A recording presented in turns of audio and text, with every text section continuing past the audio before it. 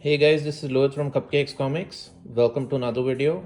And today I bought some random books I just wanted to go through with you because some of these are really interesting, and one of these is an art book.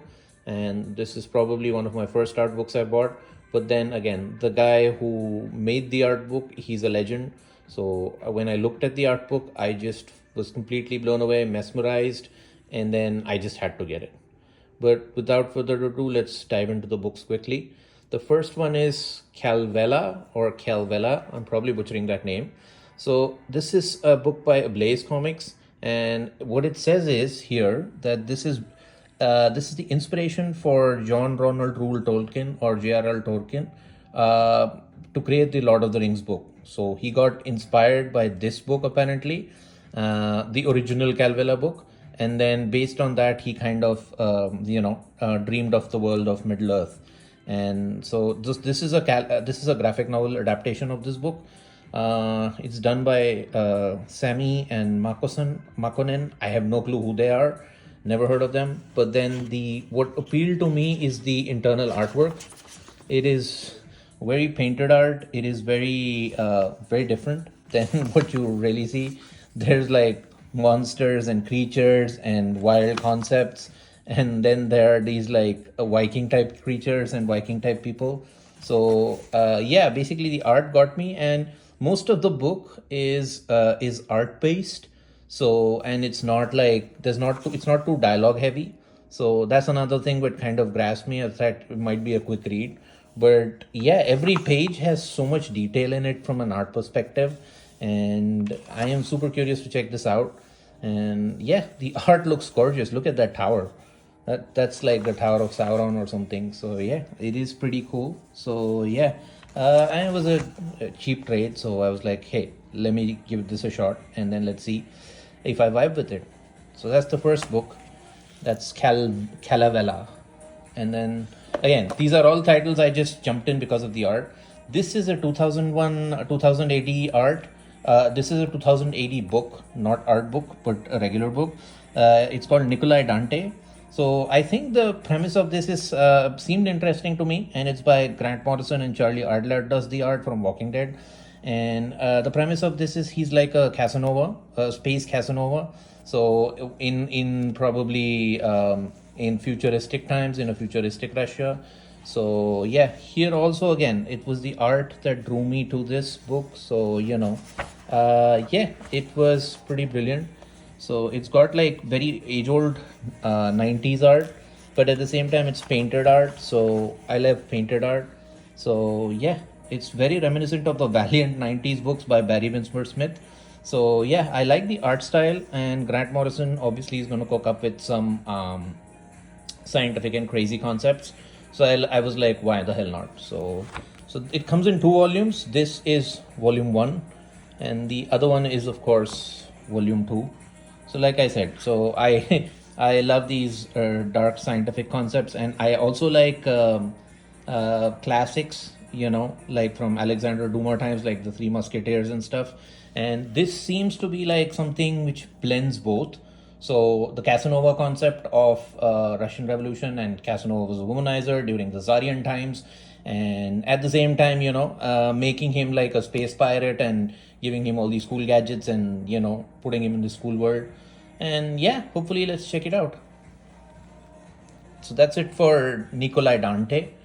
And last but of course not the least, and kind of the star of the show of this video for me, is the fantastic paintings of Frank Frazetta. So if you don't know who Frank Frazetta is, he's won all the awards: Hugo Award, Nebula Award, and even all the comic awards. So yeah, Will Eisner Award, and he's of course he's no longer alive, but he passed away unfortunately. But then his legacy remains, and he was one of those great artists who adapted a lot of science fiction and fantasy books into like proper art, proper decent art. So his work has been printed in creepy and eerie magazines. His work has been printed on covers of Conan. So he's basically the guy who kind of drew the Conan, the Arnold Schwarzenegger kind of Conan. That's the first. He's the first guy who kind of came up with that kind of a concept for Conan. And yeah, and he's done other paintings also, and his art is reminiscent. You might have seen his art on a lot of things, but you may not be aware of him. So for example, this particular painting is called the Egyptian Queen, and this was sold in Chicago, I believe, in 2019 for like $5.4 million. So Frazetta is a name. Sarah Frazetta, his granddaughter, is currently continuing his trust and selling his work and his paintings and all. So again, he did a lot of science fiction and fantasy books, as I already mentioned. But then yeah, this is basically all his paintings, and it's my first art book. So yeah, I don't usually buy art books for every artist, but again, Frank Frazetta is somebody who is like really one of my like top tier artists. If I had to say, like, the top 100 of art, he would be definitely there in the top 3 for sure for me. So yeah, so look at this. This is, again, it's a Conan type character, Conan the Barbarian struggling with an alligator. So that itself should tell you, like, oh yeah, look at that art. So yeah, reminds me of Fire and Ice, the the graphic cartoon. And yeah, look at this. So yeah, this is purely like just because of the art, and of course it has like articles about it. It tells his story also. So how he came up with all these concepts. And look at that woolly mammoth, and it's like a Khazar type character fighting that woolly mammoth. And yeah, so Schwarzenegger's sergeant. So yeah, so Schwarzenegger, when he was building his body for Conan the Barbarian, when he got the role, he only saw the Frazetta paintings as an inspiration, and that's what kind of led him to build his body and look the way he looked in the movie. So he cites Frazetta as one of the big inspirations. Again, I think Frank Frazetta did a lot of other stuff before he got into like the fantasy and the sci-fi art.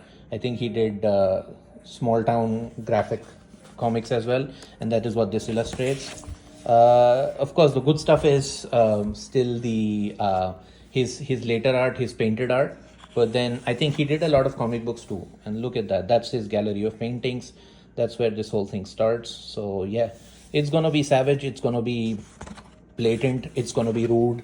It's gonna be vulgar. It's gonna be everything you want. So yeah, that's Frank Frazetta for you. So yeah, look at that painted art. And yeah, and I'm trying to get to one of his most famous paintings, and that being Death Dealer. And yeah, oh, look at this fantastic art, man. It's so detailed. It's so diverse. It's so deep that you just can't stop staring. So yeah, it is a, and again, this is a super large book, so it's an art book, so it is bigger than your typical omnibuses. It's kind of like an absolute edition, what DC Comics prints. And yeah, take a look at that art. And yeah, this is really brilliant. A guy struggling with a cobra. So this is what was mostly on all these Savage Sword of Conan books also. So this is kind of reminiscent of Frank Frazetta and his art.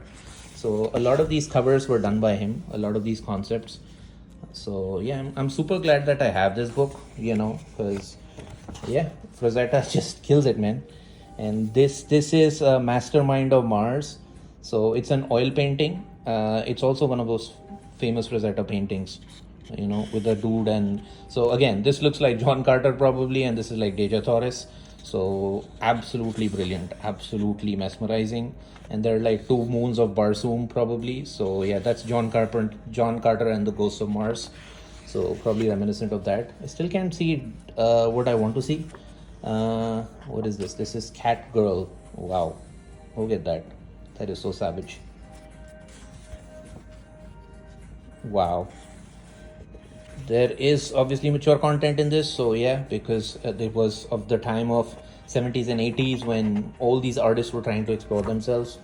And so yeah, that is my favorite Frank Frazetta art of all. That is the Death Dealer, painted in 1973, oil canvas, and first printed on the cover of Flashing Swords #2. So Frazetta created one of his most famous characters, the Death Dealer, loosely inspired by a scene in a short story by Fritz Lieber, contained in a Flashing Swords anthology on which the original painting first appeared.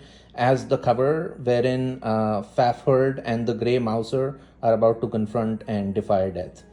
So Death Dealer is so amazing. So again, Death Dealer has been adapted into a comic book by Opus Comics and Opus Publishing. I don't know if they're still in business or not, but they did release 2 trade paperbacks of Death Dealer where they gave the character like a backstory, and he's like a barbarian, and he's cursed, and he's stuck to this helmet that talks to him. His helmet is live, and that gives him like superpowers like immortality and stuff. But the only thing is he can never take the helmet off.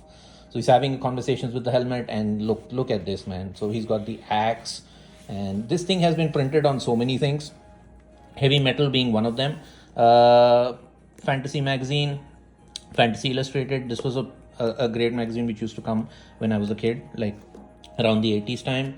So yeah, so this is super iconic, and I just love it, man. This is so heavy metal. It's like, Molly Hatchet and Metallica and a Saxon all playing metal, and you see this image and then this is what comes to your mind. So absolutely, I'm a sucker for these things. So there you go. That is Death Dealer again with his massive shield, his black mane horse, and then of course his axe. So gorgeous, so brilliant. So yeah, and then he's renowned for Conan, but even before Conan, he did so many other things that his pictures are amazing. This is the one I was talking about, Egyptian Queen, again sold for $5.4 million, and the real painting of this. So yeah, I'm glad I have it in an art book, because again, I would relook at it like again and again and again. So it is awesome, it is amazing. This is from Eerie magazine, and this is, I don't know what this is. It reminds me of a poster of King Kong, kind of reminiscent of the King Kong poster, and I'm sure it's something to do with that. So yeah, Queen Kong. Okay, it's inspired by King Kong. So yeah, this was the old poster of King Kong, and instead of King Kong, they just have a giant woman instead. So Queen Kong. And there you have it, by Mithra and by Crom, Conan the Barbarian from the Hyborian Age. He's so amazing. So Frank Frazetta, kind of imagined based on Robert E. Howard's works on how Conan should look, and he came up with this. And this has been kind of like the inspiration for every barbarian character out there, whether it be He-Man or anybody else or Kull the Conqueror. They all look like this now. So because Frazetta created this and imprinted this in a lot of people's minds, and ever since then, everybody knows this is the typical image of a barbarian for everyone in their mind.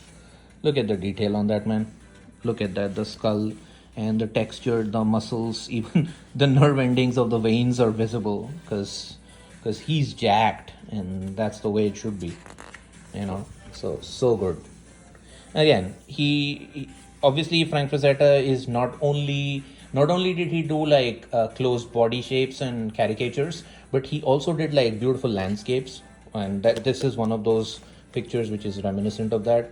So yeah, so so he was multi-talented and multi-diverse, but his close-ups were amazing. Like look at this, and of course Blazing Combat, he did some war stories too. So yeah, so he almost did everything for the era. I think he covered everything. This is another famous painting of his. It's called the Silver Warrior. Look at those. The guy is riding a polar bear chariots dragged by polar bears. How cool is that? How awesome is that? I think I have the fantasy book, the Fantasy Illustrated book, of which this was the cover of. So I think I have that book from the 80s, but that's amazing, man. And yeah, there's again Conan the Barbarian and more Conan the Barbarian. Like I said, he worked a lot on creepy and eerie magazine covers. So this is something, a cover from there. And then there's a lot more good stuff in it. A lot of barbarian chicks, jungle chicks, Luana being one of them here. And yeah, Edgar Rice Burroughs. He did a lot of work on Tarzan comic covers also, and for Edgar Rice Burroughs. So all these sword and sorcery and pulp authors, pulp fantasy, pulp fiction authors, there's creepy for you. They have in some or the other way either influenced by Frazetta or worked with him, and his legacy is like everlasting. That's Tarzan and the Jewels of Opar. There's a Conan story called Jewels of Gwalior. Maybe I don't know which came first, but then this is awesome. Conan the Conqueror. Look at that. Look at that image. This is King Conan on his black mane, on his black steed. Look at the artwork. Look at the details on this. He just comes at you, and you're just staring at this, and you don't want to even say anything. You just want to stay silent and just admire the talent that's there, the beauty that is there. So it is awesome. It is magical. Takes my breath away every time, every picture. But yeah, that, as they say, is that. So see if you want to ever get like any art books of any artist, please check them out. This is like raw art, and sometimes I know that people don't collect art books because they feel that, hey, it's just art and what am I going to do with it. But this particular book, and especially for Frazetta, because Frazetta, and because of what he is, his caliber, and who he means to me personally, I just needed this book, and I wanted this book, and and I finally have it, and then super grateful for it. And yeah, guys, thank you for watching, and I'll catch you in the next one.